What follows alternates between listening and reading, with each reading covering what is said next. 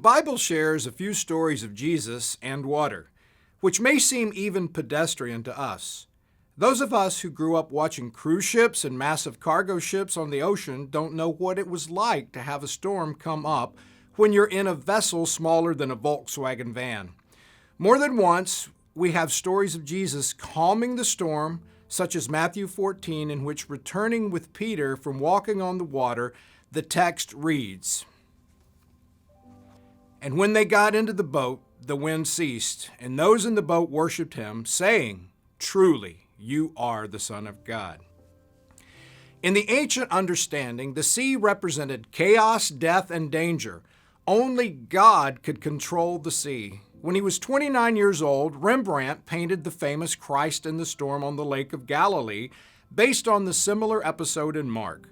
The original painting is large, 4 feet across by 5 feet high, using Rembrandt's signature mastery of light and dark to make an emotional impact.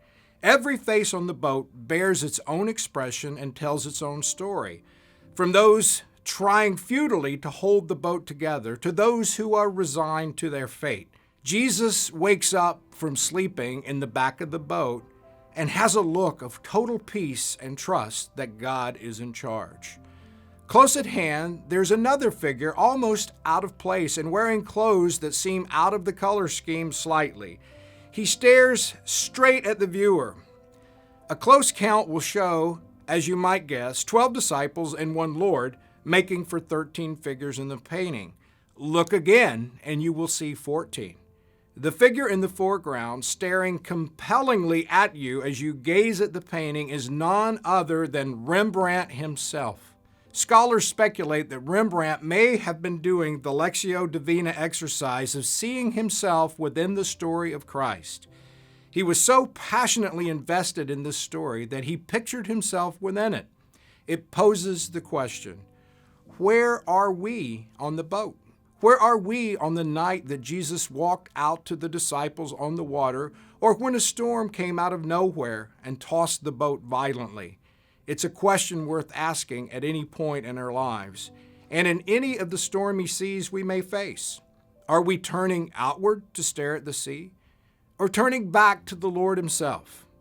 The really good news is that no matter how violent the seas, nor how distressed you and I become, the Lord is with us.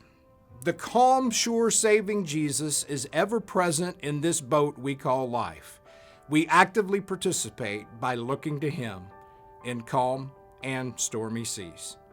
I'm Greg Williams, speaking of life.